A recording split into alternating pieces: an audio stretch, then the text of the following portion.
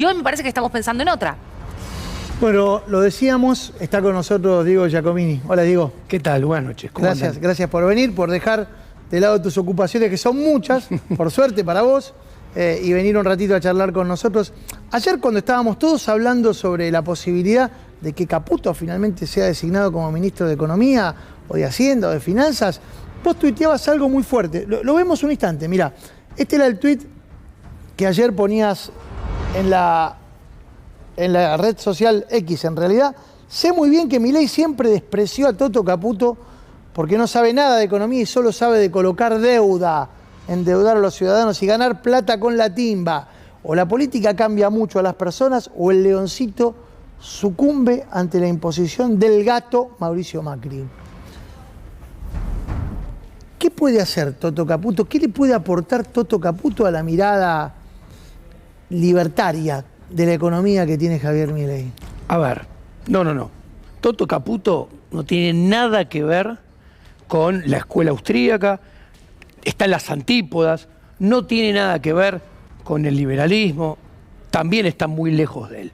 Ahora, hay que entender qué está pensando Javier Milei, porque en definitiva el que lo nombra o no es Javier. Y Javier, yo creo que acá se está comiendo un sapo amargo, porque no solamente yo sé lo que pensaba, sino lo has puesto vos en declaraciones propias de Javier, de no hace mucho, Sí, como de la bien época en la dijiste. que se Entonces, relacionaba. yo creo que está cayendo en un pragmatismo muy fuerte, porque él decide nombrar a Caputo por un lado, a Riedel por el otro, porque a diferencia de lo que creo que los demás piensan, yo pienso lo opuesto. Creo que estos dos nombramientos, Javier los hace para intentar acercar en el tiempo y poder dolarizar más rápido la economía, más allá de lo que yo pueda pensar o no de la dolarización. Es su intención, porque yo me doy cuenta que él está viendo que cuanto más pase el tiempo, más obstáculos y más difícil va a ser dolarizar. Por lo cual, si él pretende cumplir con su promesa y su principal caballito de batalla, que repito, dejo de lado si yo pienso que está bien, pienso que está mal, es inconsistente, viable o no, él lo quiere honrar y ya lo ha dicho. Ahora, además, ¿por qué? Porque él es consistente con lo que ha declarado siempre. Él dijo, para dolarizar primero tengo, antes que solucionar el problema de las LELIQ y pases. Y además necesito abrir el cepo. Entonces, ¿qué sucede? Caputo, desconozco la ingeniería financiera, porque no ha dicho nada. Caputo es, creo yo, me anticipo, sin tener nada certero sobre la ingeniería financiera, seguramente saldría a colocar deuda en los mercados internacionales en dólares bajo ley Nueva York para cambiarla por las LELIQ y los pases, que es deuda en pesos, que a ver, ahí como se está cambiando ¿Cómo se explica eso? una deuda en pesos para pagar peso. con una deuda en pesos, con una deuda en dólares, aparece una variable clave en el medio, que es a qué tipo de cambio se va a hacer ese swap, ese cambio de monedas, no los amigos. Ahora, Javier, desde su óptica y desde su evaluación subjetiva, él piensa que también está honrando su palabra, porque él dijo, yo voy a traer una solución de mercado que respete la propiedad privada y voy a cambiar una deuda por una deuda mejor. El que sea tenedor de esa nueva deuda va a tener una deuda desde la subjetividad de Javier, no mía. Conociéndolo vos. Una deuda en dólares, que es mejor tener un papelito que dice que te deben en dólares a un papelito que te dice que te deben en pesos. Pero es una deuda pateada mucho tiempo. Ahora, hay que ver cómo se instrumenta, porque inclusive no lo sé cómo lo van a instrumentar. Quiero repetir, no se ha hablado nada. No, para nada. A ver, las LELIQ y los pases respaldan los depósitos. Mayormente respaldan los depósitos a plazo fijo del sector privado. Entonces, dependiendo de lo que haga Toto Caputo, inclusive podría llegar la situación y la posibilidad que, depende, repito, de lo que hagan, los depositantes puedan acceder a los dólares. No lo sé todavía. Ahora... Me estás contando una parte que parece... Que no lo sé. Por eso no, pero hasta parece amable. Ahora, ¿no hay posibilidad que a los depositantes les den un papelito? Alguna vez lo hicieron eso, por eso la historia argentina... Un plan Bonex, por ejemplo. Javier Milei dijo que no tengo por qué no creerle todavía. No, está bien, pero... Por eso, Mauro, perdón, te decía que hoy la palabra que algunos destacaban era que Caputo dijo que sería voluntario cualquier canje, cualquier movimiento, por lo cual supone que no sería un plan Bonex de manera obligatoria. Sería compulsivo. No sería compulsivo. Claro. Ahora. Lo cual, perdón, sí, Diego, también limita la capacidad para usar esa herramienta, o en todo caso tiene que hacer una operación mucho más atractiva para que alguien te tome esa deuda. Obviamente, digamos. Y dependiendo de la ingeniería financiera que se desconoce por completo, puede haber reducción de la deuda neta puede quedar igual o la deuda neta puede aumentar. Dicho esto, sí, nombrar a Riedel en el Banco Central. En el Banco Central. Insisto, es lo que trascendió. Tenemos la cuasi certeza de que Milei quiere ese plan. Todavía no está confirmado, ¿no? Nombrar a Riedel en el Banco Central es nombrar a alguien que ya abrió un cepo. De hecho, vos mismo dijiste que Riedel en su Twitter tenía siempre puesto desarmador de cepos. Entonces Riedel le está trayendo, parecería, la promesa que él sabe cómo abrir el cepo. Con lo cual Javier cumpliría su prerequisito previo a la dolarización. Ahora, nombrar a Riedel en el Banco Central es poner a Federico Sturzenegger en el Banco Central sin ponerlo, porque Riedel es hombre de Sturzenegger. Ahora viene otra cosa interesante. ¿Por qué? Porque eso libera a Sturzenegger para nombrar a Sturzenegger en otro lugar. Bueno, ahí va, porque lo que por lo menos uno entiende es que al rescatar las LELIQs es una de las partes que pretende hacer Milei. La otra es el plan motosierra, ¿no? O sea, ahí va. Entonces, que es el que uno imagina. ¿Qué sucede? Puede doler. ¿Qué sucede? Federico Sturzenegger podría ser nombrado, yo sé la estima intelectual y personal que Javier tiene con Federico Sturzenegger. De hecho, siempre ha defendido su gestión. Entonces, lo nombra en el Ministerio de Modernización. Y esto es crucial para el plan motosierra. ¿Por qué? Porque Federico Sturzenegger, debajo de Patricia Bullrich en el PRO, trabajó en la revisión de 3.000 leyes que hacen a la reforma del Estado.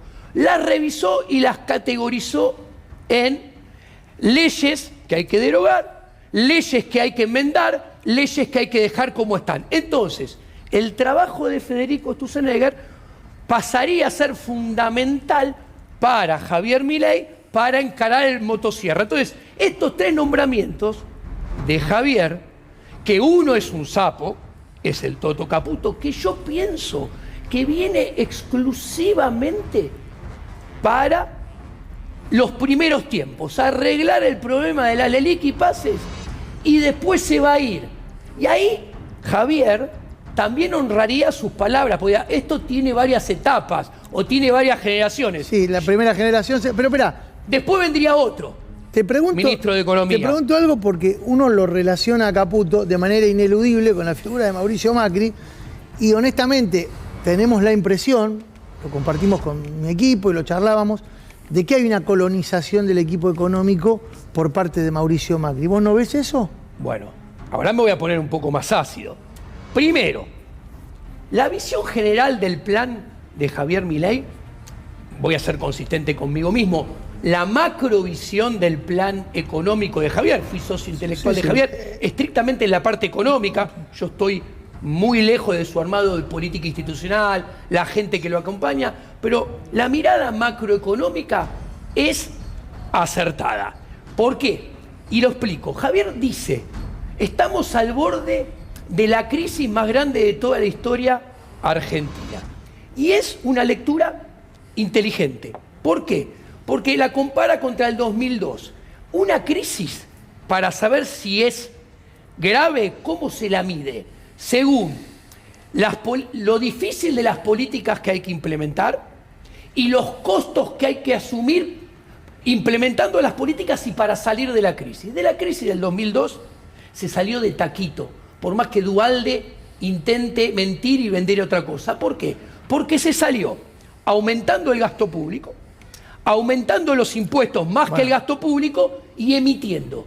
O sea... Todo lo que Javier Milei va de retro Satanás. Déjame terminar. Claro. La crisis del 2002 se resolvió con lo que le gusta hacer los políticos y lo único que saben hacer. Ahora, esta crisis es todo lo contrario. ¿Cómo debería salir? Debería salir bajando los impuestos, bajando el gasto público más que los impuestos y dejando de emitir. Entonces Javier, con ese propósito, pone el motosierra y la dolarización. Ahora, ¿esto qué revela? Que más allá que yo pueda decir que Javier tiene una visión global del plan económico correcta, Javier no tiene equipo. Porque si tuviera equipo, no estarían los tecnócratas del PRO. Él compra llave en mano a los tecnócratas del PRO porque no tiene equipo económico. Pero el tema es quién conduce a ese equipo Ahora económico. voy. Más grave, esto solamente pasa en Argentina y por eso yo critico la política institucional argentina, la casta política argentina, que es la peor del mundo. Y Javier se sube a ella. ¿Por qué? A ver, a Mauricio Macri hace 1 año y medio le dijeron, mira, quédate piola en tu casa, porque si vos te presentás, perdés caminando. Perfecto, se quedó afuera. Listo. Después, Horacio Rodríguez Larreta, Patricia Bullrich salieron terceros y cómodos. Ahora, por arte, y quedaron fuera del balotaje. Aparece de vuelta Ahora, por Macri. arte de magia, todo el gabinete económico es del PRO. Y entonces... Esto pasa solamente en Argentina. Pero pará, entonces, ¿nos estafaron? ¿O estafaron al público, a la población, a la ciudadanía que lo votó a Javier Milei? A los que no en mi caso. seguramente estafaron son a los aspirantes de tecnócratas de La Libertad Avanza que querían llegar a esos cargos y le dijeron, quédate piola donde está, no vas a ningún lado. Emilio Campo, por ejemplo, es uno de ellos. Bueno, Emilio Campo... Porque a mí, hasta 10 minutos antes de lo que pasó ayer, a Emilio Campo me lo vendían como que venía a liquidar el Banco Central con todo un equipo. Javier se sacó una foto en la campaña diciendo, con este equipo vamos a desembarcar en el Banco Central. A mí, desde mi subjetividad, y me hago cargo de mi opinión, la dolarización de Emilio Campo, yo siempre dije que era inconsistente, estaba mal diseñada y estaba alejada de la realidad económica y financiera de Argentina. Habiendo hecho mucho hincapié en esto, recibo con una sonrisa que pareciera que, al menos en el corto plazo, la dolarización de Emilio Campo haya quedado en el camino. Dame un segundo, tenemos una alerta y ya seguimos hablando con Diego Giacomini. Reiteramos algo que dijimos hace instantes, lo confirman banqueros que estuvieron reunidos hace un ratito nada más en La Rural con Luis Caputo, el seguramente designado, aún todavía no se sabe, pero se supone que se hará en las próximas horas. Ministro de Economía le anticipó a los bancos que si asume no habrá cierre ni del Banco Central ni dolarización durante todo el gobierno, al menos los 4 años por los que fue electo Javier Milei. Sí, a ver, reiteramos la información porque es importantísima. Ni dolarización ni cierre del Banco Central. Y vamos a repasar qué fue lo que le dijo Caputo a los bancos. Prometió equilibrio financiero desde el día 1. Dijo que no se va a levantar el cepo el día 1. Además dijo que no hay plan Bonex ni reperfilamiento. Prometió política monetaria ortodoxa, políticas de shock en lo monetario y en lo fiscal. Ancla fiscal y monetaria. Dijo que se parte de que la Argentina no tiene credibilidad. Atención con esto porque dijo, el concepto de la dolarización soluciona el problema de la demanda de dinero y volatilidad cambiaria, pero ¿se puede dolarizar? La respuesta fue no. Milei no aspira a hacerlo en su presidencia, pero quiere sentar las bases o al menos en cuanto se logre la estabilización se dará el debate, no antes. Reiteramos, cuando se logre la estabilización se dará el debate, no antes. El objetivo es asentar los problemas macro.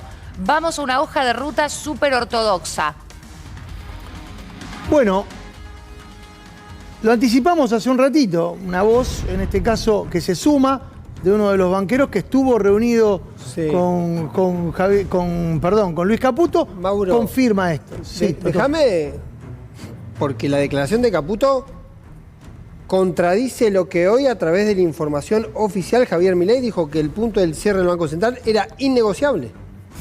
Hace 10 horas, una comunicación oficial de Javier Milei a través de la oficina del presidente electo dijo, uno de sus puntos fue justamente que era innegociable el cierre del Banco Central. Bueno, ahí está. Aparecen... Esta es la comunicación de la oficina del presidente electo. Claro. Como le puso Javier Milei, ante los falsos rumores difundidos, deseamos aclarar que el cierre del Banco Central no es un asunto negociable. O empieza a haber un ruido o hay un problema de comunicación y uno puede entender algo que para mí es un plano, que Javier Milei entienda que hay una primera etapa de estabilización y después sí empiece una negociación que tenga que ver con el plan dolarizador. Ahora, hoy un economista me decía, del PRO, me decía, si estabilizás la economía, ¿para qué vas a dolarizar? Bueno, es lo que estabas planteando vos. Tal vez pueda haber una etapa, pero esa etapa, ¿qué le está pensando Javier Milei? ¿Su primer gobierno? Primero, vamos por partes. Eventualmente busca un segundo mandato, cosa que sería... Contesto el comentario de los economistas del PRO que vos mencionaste, que suelen no saber nada de teoría monetaria. La estabilización puede ser transitoria y no permanente. Y si vos que sabés que la estabilización va a durar un tiempito y no va a durar para siempre, como pasa recurrente y sistemáticamente en Argentina, aprovechás la estabilización cuando lo lográs para dolarizar, porque sabés que es pan para hoy y hambre para mañana esa estabilización que se va a terminar esfumando. Ahora, utilicemos la lógica deductiva basada en el conocimiento empírico y en la acción de Javier. Su caballito de batalla de su programa económico es la dolarización. Su gobierno no empezó. Entonces, no hay ningún devenir de los acontecimientos macroeconómicos que hagan hoy la dolarización más complicada que hace 15 días, un mes o 2 meses. O sea, ¿qué quiero decir?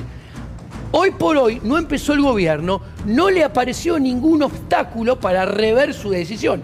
Por eso yo creo, y yo confiaría más en el comunicado oficial de Javier Milei, que en el trascendido de una reunión de gente que tuvo con Caputo. Porque es verdad, tiene que pasar tiempo para dolarizar. Javier, creo que estas medidas las toma para tratar de acortar esos tiempos sin saber efectivamente cuánto pueden durar los tiempos. Pero si nos paramos y pensamos en sus intenciones, no ha habido ningún acontecimiento para que modifique ese rumbo que él tenía trazado, por lo menos en su bitácora, antes de ganar la elección y ya durante su campaña. Pero déjame volver, a mí me interesa mucho el análisis que hiciste sobre el papel de Mauricio Macri en toda esta historia, porque el lunes se reunieron, vos lo sabés eso porque, bueno, es público.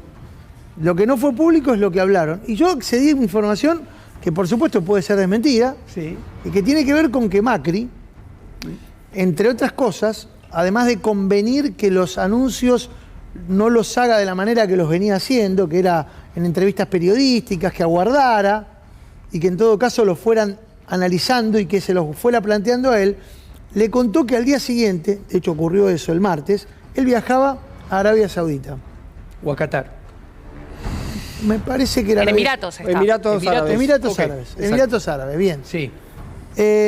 Y que él tiene un plan con Emiratos Árabes Unidos, que tiene que ver... Emiratos Árabes. Con la Argentina. Sí. Y no solo con la Argentina. me mencionó la fuente que me comentó esto, también con Boca Juniors. ¿Vos sabés algo? Yo soy socio vitalicio de Boca.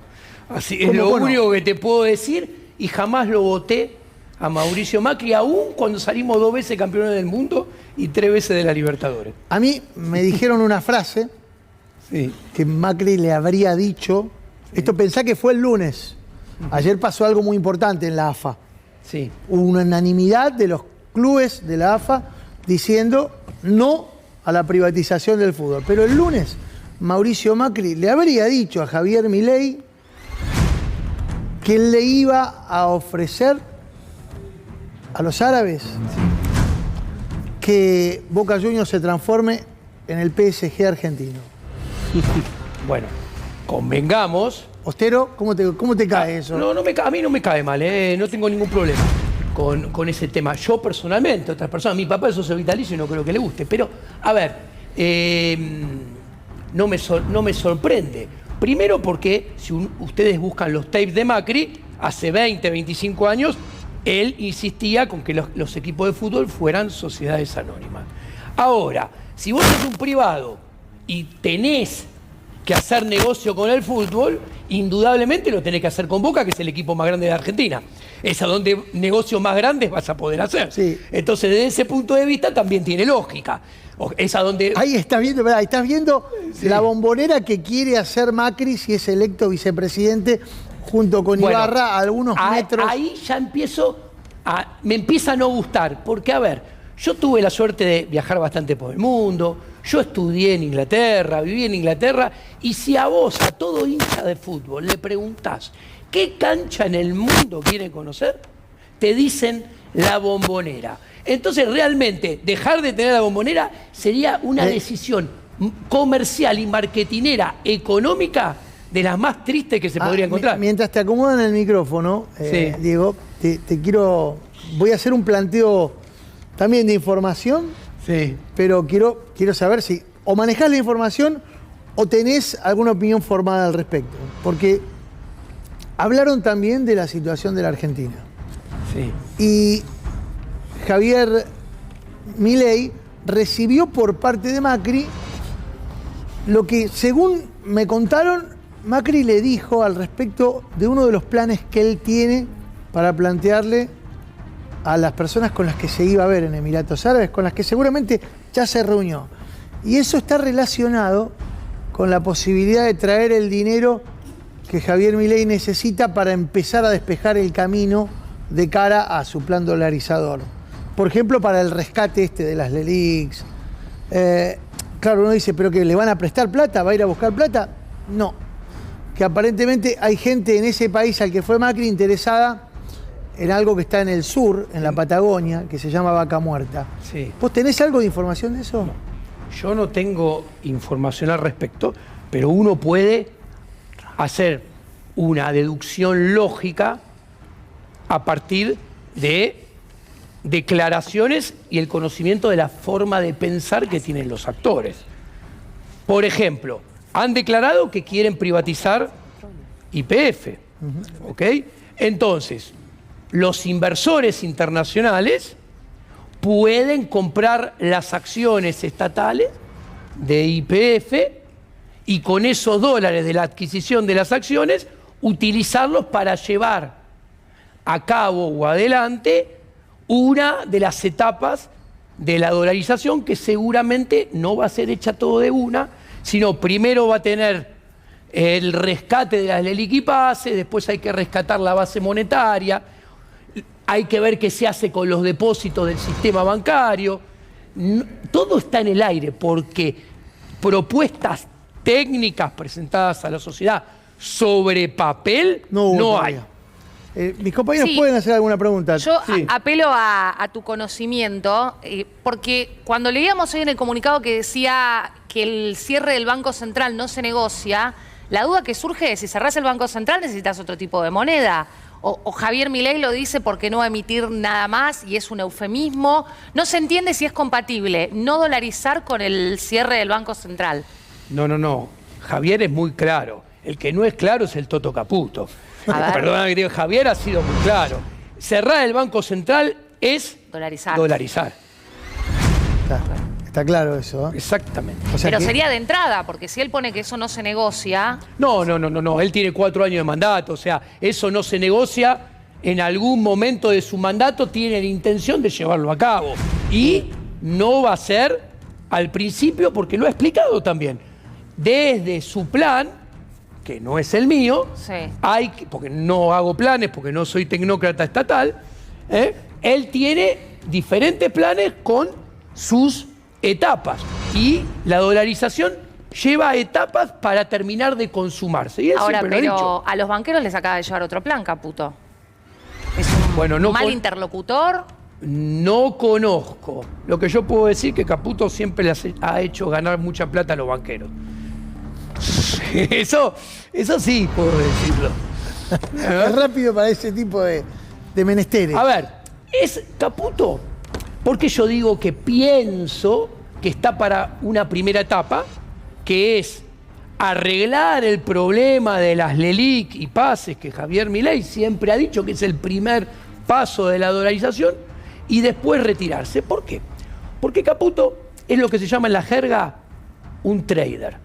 ¿Qué es un trader? Es una persona que compra y vende activos financieros. De hecho, es una de las mejores haciendo dinero, vendiendo y comprando activos financieros. A su vez, es una de las personas argentinas más reconocidas a nivel mundial a la hora de colocar instrumentos de deuda en el mercado internacional.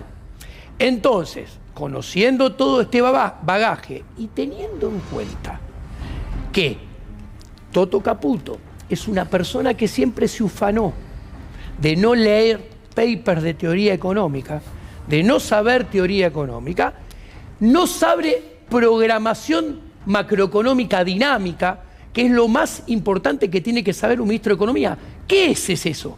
Es establecer un sendero temporal, por ejemplo, de acá a los próximos 2 años, poner objetivos a lo largo de los 2 años y poner objetivos de movimientos de instrumentos de política económica y ver cómo van a ir dando los objetivos intermedios y los objetivos finales. Y después, a medida que pasa el tiempo, ir viendo si lo planeado concuerda con la realidad que se va obteniendo. Y si no concuerda, hay que hacer los ajustes. De esto, Toto Caputo no sabe nada. Claro. Y es el principal rol de un ministro de Economía. Por eso creo yo que después de hacer el trabajo para el cual lo convocaron, existe una probabilidad importante. Ojo, es un análisis ex ante, a priori, que hago yo, que me puedo equivocar. No, espera, ¿Ok? espera, estamos hablando, tengan en cuenta esto que es algo muy especial. Nosotros estamos hablando sobre un ministro que aún no fue designado de un gobierno todavía no asumido, con la duda que les acabo de plantear hace un ratito sobre por qué podría incluso no asumir Caputo. Bueno, esto también habla mucho de lo que yo comentaba hace varios programas, la semana pasada con Silvestre acá.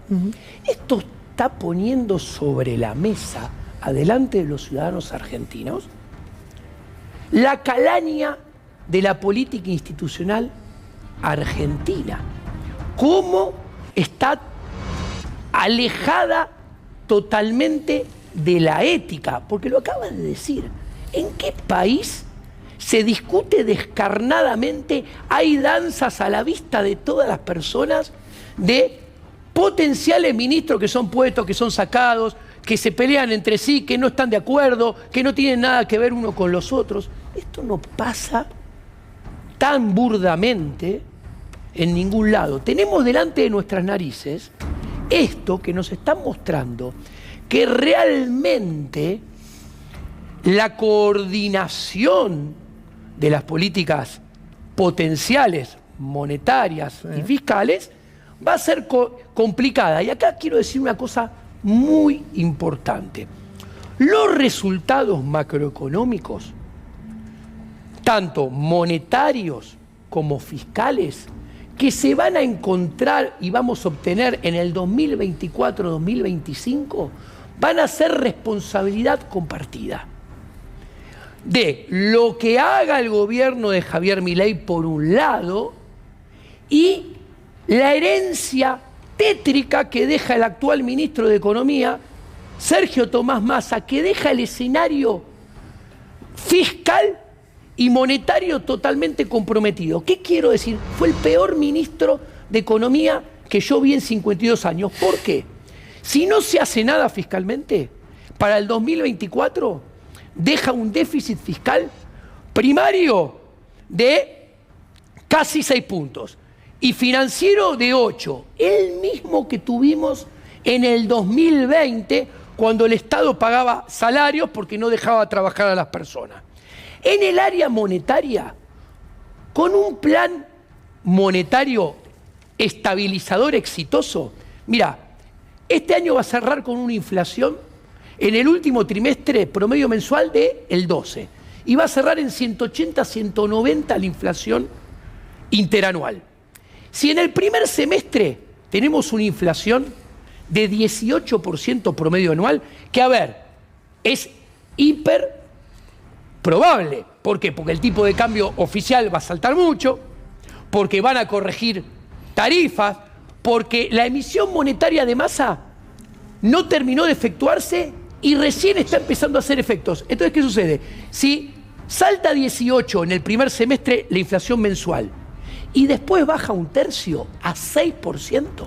Sí, dijiste anual, por eso te iba a corregir. No, la promedio mensual 18 en el primer semestre y baja exitosamente a 6 promedio mensual en el segundo semestre. La inflación interanual va hacia 440, 450 en algún momento del primer semestre y cierra el año en 280. O sea, ¿qué quiero decir? Milei, aún siendo exitoso, tiene asegurado que por culpa de Sergio Tomás Massa, el 2024 va a tener muchísima más inflación en un escenario exitoso que en el 2023. Un 30, 40% más. Mauro, vos. Sí, Diego, hay un mantra que repite el presidente electo, Sí. los que se van, los distintos funcionarios que se van nombrando, los que se... Digamos, un mantra de la libertad avanza, que es el ajuste le hace la política. Y la pregunta es, ¿el ajuste lo hace la política o inevitablemente el ajuste, como siempre, lo va a terminar pagando el pueblo? Concreto. Yo creo que los que van a pasar peor el proceso de ajuste en términos sociales va a ser la clase media. ¿Por qué? A ver, pensemos, si Massa devaluó un 21% y la inflación mensual saltó de 6 a 12, redondeando, imagínense qué pasaría con una devaluación del tipo de cambio oficial de un poquito más del 100%. Sí. Entonces, entendés que el 18% promedio mensual es saltar del 12 al 18, no es ninguna locura. Si el dólar se va a 800, que no sería... Exactamente.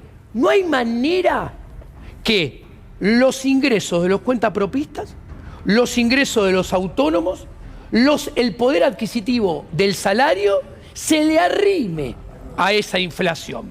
Si a esto le sumamos que va a haber sinceramiento de tarifas y va a haber una fuerte recesión, que ya la hay. ¿Por qué? Porque con Massa, con los datos cerrados de septiembre, mira, la macroeconomía en general está cayendo menos 1.6. La construcción está cayendo menos 2.9, con Massa en septiembre. La industria está cayendo menos 1.0.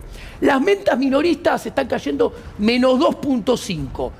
Y esto viene así hace 6 meses. Massa deja servida en bandeja, venga quien venga después, una recesión mucho más fuerte que la que vive hoy en día en el primer semestre del 2024.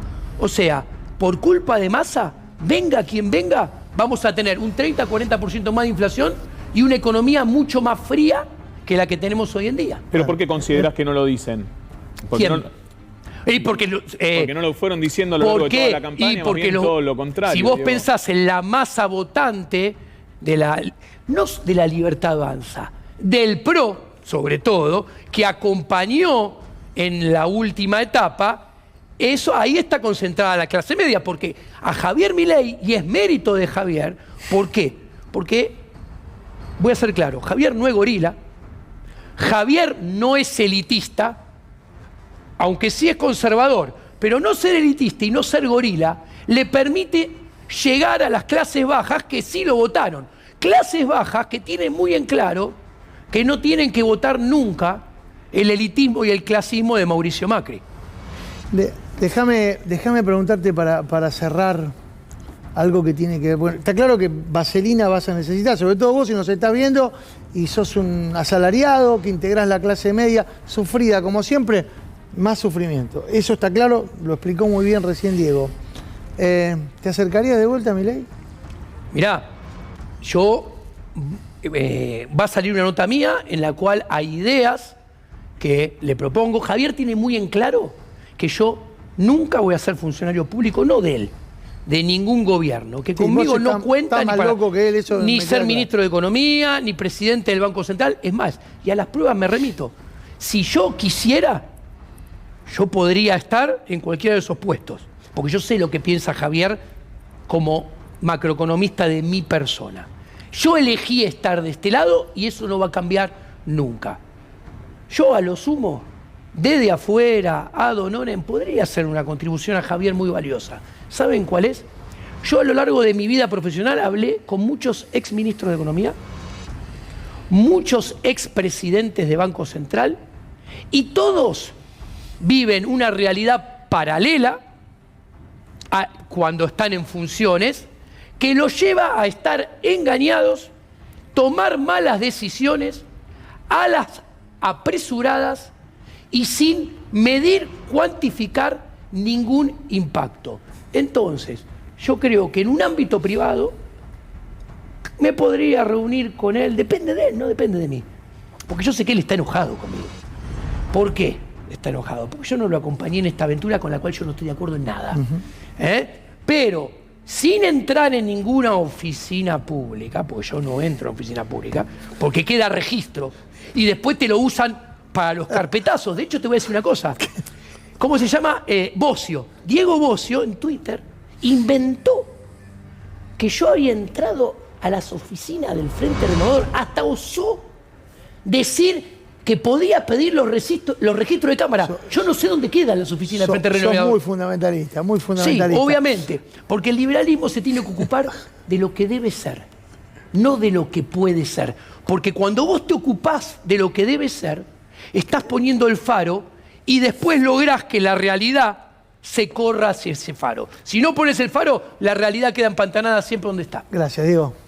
Muy amable por venir a visitarnos. Un placer muy grande. Diego Giacomini estuvo aquí en Minuto Final, tal como lo prometimos, explicándonos cómo ve el plan que Javier Milei piensa instrumentar, bueno, por lo menos hasta ahora, ¿no? Es lo que pensamos. Veremos